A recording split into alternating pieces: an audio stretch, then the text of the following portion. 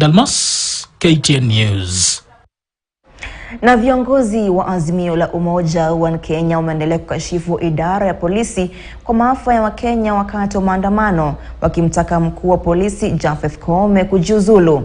Wakizungumza katika kaunti ya Makueni wakati wa mazishi ya Brian Mwinde, kijana wa miaka 18 aliyeuawa wakati wa maandamano hayo, Azimio aidha wamelalamikia kile wanachosema ni kupewa kikosi cha haiba ya chini na Kenya Kwanza kwenye mazungumzo ya maridhiano. Wakizungumza katika mazishi ya Brian Mwinde, kijana wa umri wa miaka 18 aliyeuawa wakati wa maandamano wiki chache zilizopita, viongozi wa Azimio la Umoja wa Kenya wameendelea kukashifu hulka za maafisa wa polisi nchini za kutumia nguvu kupita kiasi wakati wa maandamano. Viongozi hao waliozungumza katika eneo la Mali, kaunti ya Makueni, sasa wakimtaka Inspector General wa polisi IG Koome kujiuzulu. Wakenya wamekufa kwa jumla. Kufikia jana zilikuwa watu 72 ambao walikuwa wamekufa, na karibu 300 wako ndani ya hospitali na majeraha tofauti hapa na pale. Hatukuwa tunatarajia ati baada ya Wakenya kukuwa na katiba mpya ambayo Wakenya walipigania kwa muda mrefu zaidi, tungekuwa na serikali ambaye inaweza kusherekea kupigwa na kuuawa kwa Wakenya.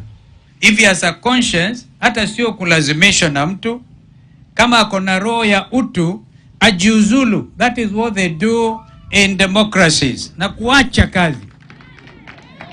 Because uwezi Mwanakome kusema ati Azimio tunaenda kwa mochari na tunaenda tuna rent miili.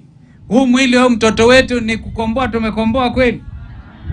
And I hope that the people who are sitting in the talks are going to remember the life of Brian, that student who wanted to go to Jomo Kenyatta University to build a house for the mother. Viongozi hao pia wakirejelea mazungumzo ya maridhiano, Odinga kidai Kenya Kwanza iliwapa kikosi duni ikilinganishwa na ile Azimio.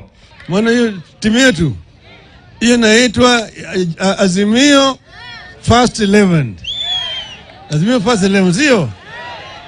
Wao walileta sisi third division team. Justice for Brian, nationally and internationally. Hata kama inabaanisha kuwapeleka Hague, haki ya Mungu tutawapeleka. Ile bottoms up imeacha kuwa mambo ya kiuchumi ni kutolewa hapa chini tunapelekwa biguni. Iyo zote tumekataa.